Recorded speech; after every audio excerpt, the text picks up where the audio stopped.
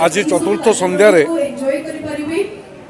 महोत्सव कमिटीर सभापति तांकर अनुरोध रक्षा करी आसी उपस्थित थे। पवित्र माटी ये जो भली भाव में महोत्सव को आयोजन करा ये प्रशंसनीय।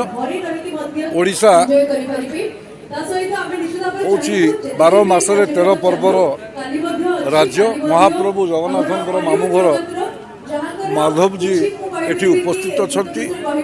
आर नियाली माटीर सर्वांगीन उन्नति तार ऐतिह्य संस्कृति परंपरा ये महोत्सव पेंडाल रे आलोचना एवं तार सांस्कृतिक ऐतिह्य को आग को नापी जो कार्यक्रम वो महोत्सव कमिटीर समस्त सभापति राजेंद्र पंडा एवं समस्त सदस्य मान को धन्यवाद ज्ञापन देखु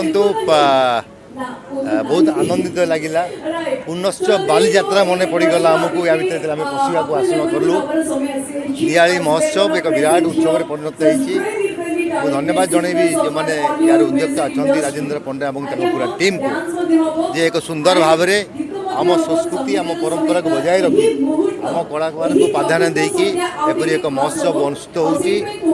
नियाली माटी एक स्वतंत्र माटी जहाँ प्रभु जगन्नाथ मामू घर कहुए से माटी आमर ईश्वर निकट प्रार्थना रे नियाली आग को जाऊ प्राचीन नदी पुनरुद्धार हो और नियाली विकास लागू और लोक मान भितर जो सद्भावना अच्छी बजाय रखू।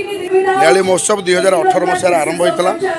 पूर्वतन विधायक डॉक्टर प्रमोद कुमार मल्लिक बहु प्रयास प्रथम आम सागर अच्छे बहु प्रयास करी आज ये जगह पहुँची थे। जेहेतु भल लगिला से तो नहांती विधायक ये नहांती से आम नूतन विधायक छवि मल्लिक से भी जोग देइचंती।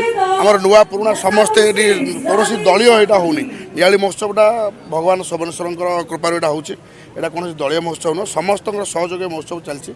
सम्मान्य अतिथि आसते मोहम्मद मुकिम भाई आसते आमर बीजेपी पूर्व सभापति आसते मु भी थी आमर फंटू भाई भी थे आमर राजेंद्र प्रसाद पंडा जी की सभापति तो नहीं कि से बहुत मान परिश्रम कर अक्लांत परिश्रम कर अनुष्ठान आगे नहीं साथ दौरान आमर अक्षय कुमार सेनापति एवं चुमुकी नानी जी गोटे भौणी तार देह खराब सत्वे भी से बुली बुली समस्त भल मल कलेक्शन कर अनुष्ठान को जगह पहुँची।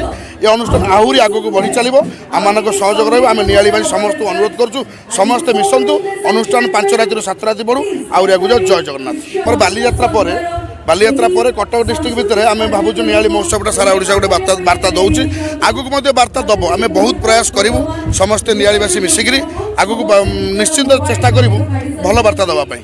प्राची ये महोत्सव को आसी बहुत भल लगिला। ऑर्गेनाइजेशन कमिटी मोर यहाँ सेकेंड विजिट सेकेंड टाइम मु अटेंड कली महोत्सव को।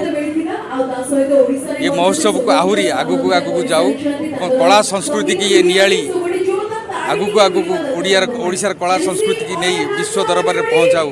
यह मोर काम।